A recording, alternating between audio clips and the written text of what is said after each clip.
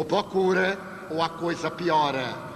Mas e o meu nome? Ora, padre, o seu nome vale pelos seus valores morais e não pelas pessoas a quem o senhor visita.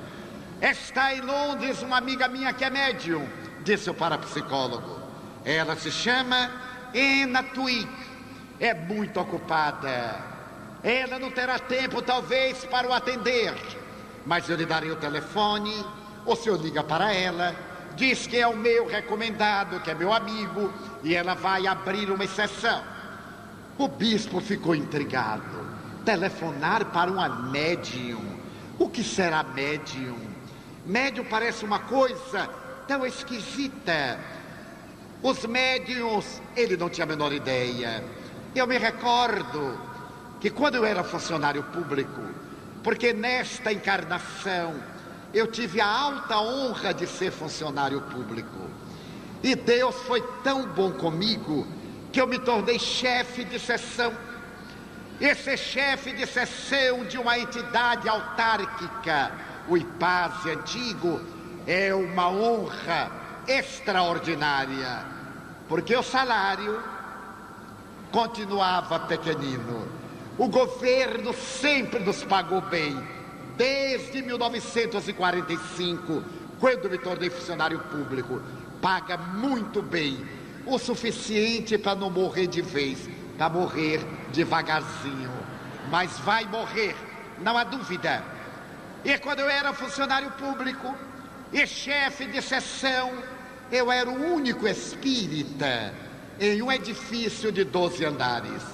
E os meus colegas criticavam-me, pregavam-me peças, sorriam, me achavam uma pessoa estranha.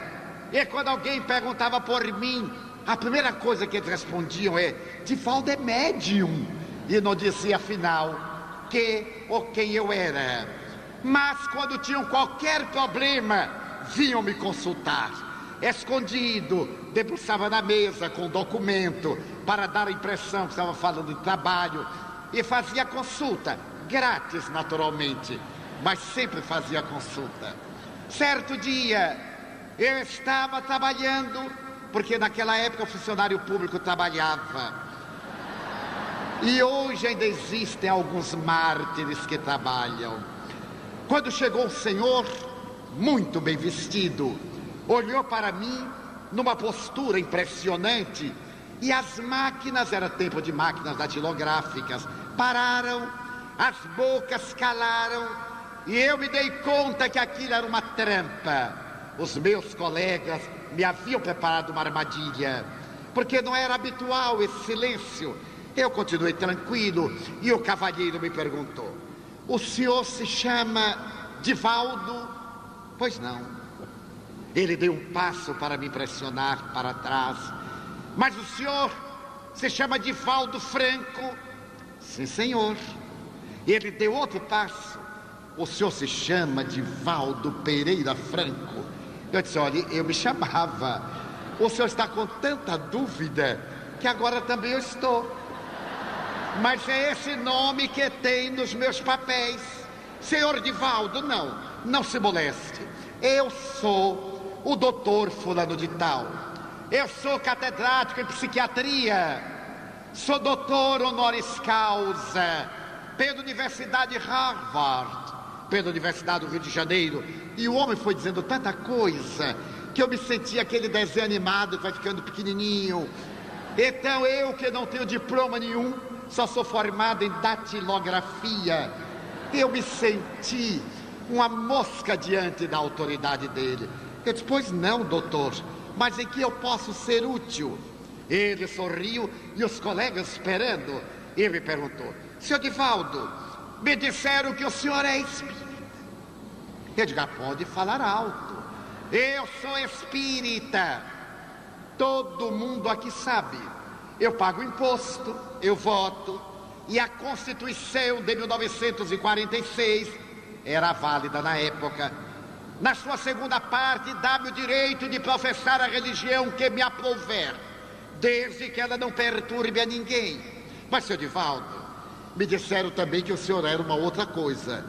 É verdade que o senhor é Eu digo, é bom o senhor dizer o que é que eu sou.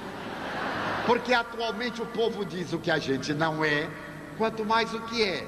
Seu Divaldo, é verdade que o senhor é médium? Eu disse, doutor, eu sou médium. Os colegas agora esperavam. Mas, seu Divaldo, o senhor não me parece médium. Eu disse, e por que não pareço? Porque todo médium é tantã, não sabe? Os meus colegas riram, ele riu, eu ri. E quando acabou o momento de humor, eu perguntei, e o doutor é médium? Não. Por quê? Eu disse, porque parece bastante. Porque o doutor sai do seu consultório para vir ao meu trabalho me perturbar. Nós espíritas não vivemos da religião. Somos os únicos religiosos da terra que não vivemos da religião. Trabalhamos. Eu estou trabalhando para ter dignidade, para ter o meu salário. E nas minhas horas de folga, nos períodos de férias, quando todo mundo vai para a recreação, eu me dedico à minha religião. Ou se eu sair do seu consultório para vir perturbar uma pessoa honrada e honesta, não me parece um psiquiatra, parece mais um psicopata. Ele estranhou e saiu. Mas eu quero dizer a opinião que se tinha a respeito de médiuns, que os médiuns eram pessoas esquisitas e alguns fingiam-se de médiuns porque eram nevropatas. A mediunidade não tem nada a ver com tiques nervosos, com cestros, com hábitos perturbadores. São desequilíbrios emocionais da pessoa. A mediunidade é uma faculdade da alma que o corpo reveste de células para permitir o intercâmbio com o mundo espiritual. É semelhante à inteligência, à memória, ao caráter, às aptidões artísticas, culturais. É uma faculdade, portanto, que em breve estará fazendo parte do nosso cotidiano, na condição de um sexto sentido. Mas o bispo não sabia o que era mediunidade. Tudo que ele ouvira falar é que os médiuns eram pessoas estranhas,